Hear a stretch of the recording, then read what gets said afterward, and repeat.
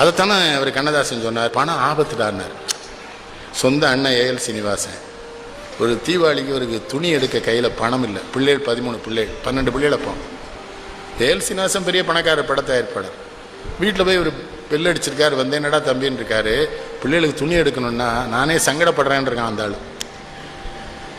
அப்போ தான் அண்ணன் என்னடா தம்பி என்னடா அவசரமான உலகத்திலே ஆசை கொள்வதில் அர்த்தம் என்னடா, காசு இல்லாதவன் குடும்பத்தில்.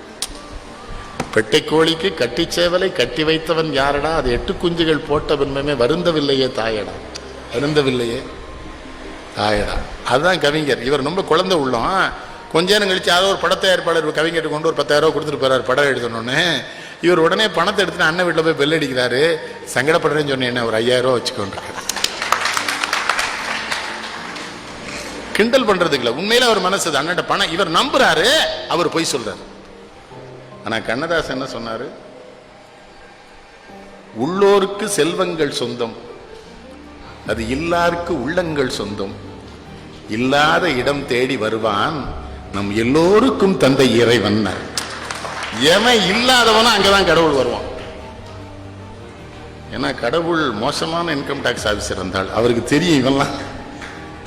பல்லக்கு பரிவாரம் படையுடன் முடி உந்தன் சொல்லுக்கு விலையாகுமே, மகனே உன் தோளுக்குள் புவி ஆடுமே. கண்ணதாசனுக்காக எழுதிக்கிட்ட பாட்டு அது. ஊருக்கு கதை சொல்வோர் உள்ளத்தை வதை செய்தால் சீர்பெரும் கவி வாடுமே, மகனே தெய்வத்தின் நிலை மாறுமே.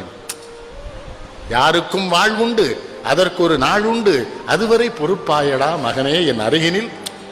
எட்லமா பாடும் அது.